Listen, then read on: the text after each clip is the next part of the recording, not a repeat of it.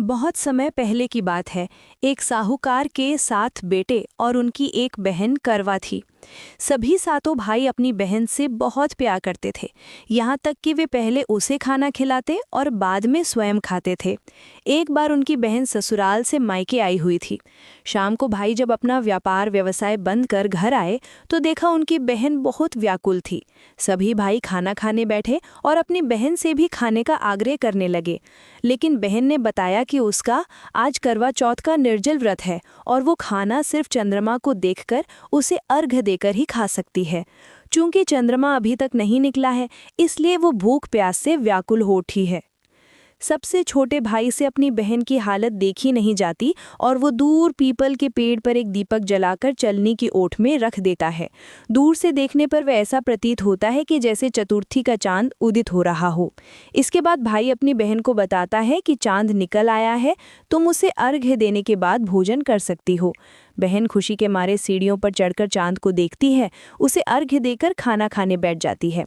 वह पहला टुकड़ा मुंह में डालती है तो उसे छींक आ जाती है।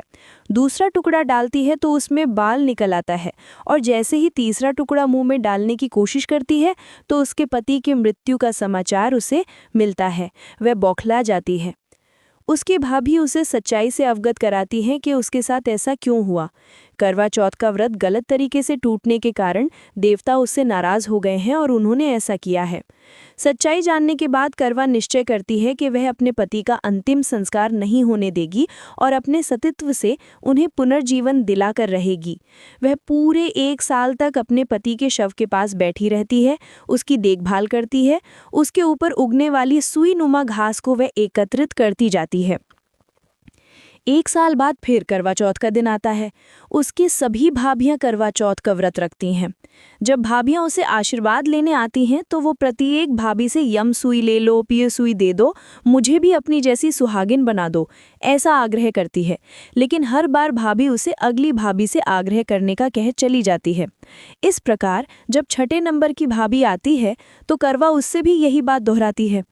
ये भाभी उसे बताती है कि चूंकि सबसे छोटे भाई की वजह से उसका व्रत टूटा था, अतः उसकी पत्नी में ही शक्ति है कि वह तुम्हारे पति को दोबारा जीवित कर सकती है।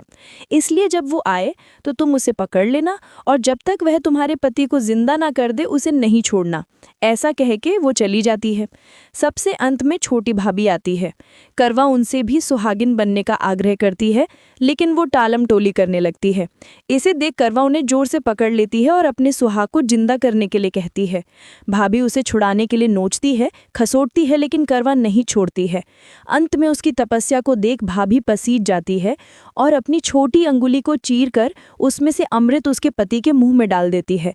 करवा का पति तुरंत श्री गणेश कहता हुआ उठ बैठता है। इस प्रकार प्रभु कृपा से उसकी छोटी भाभी के माध्यम से करवा को अपना सुहाग वापस मिल जाता है। हे श्री गणेश, माँ गौरी, जिस प्रकार करवा को चिर सुहागिन का वरदान आपसे मिला है, वैसा ही सब सुहागिनों को मिले।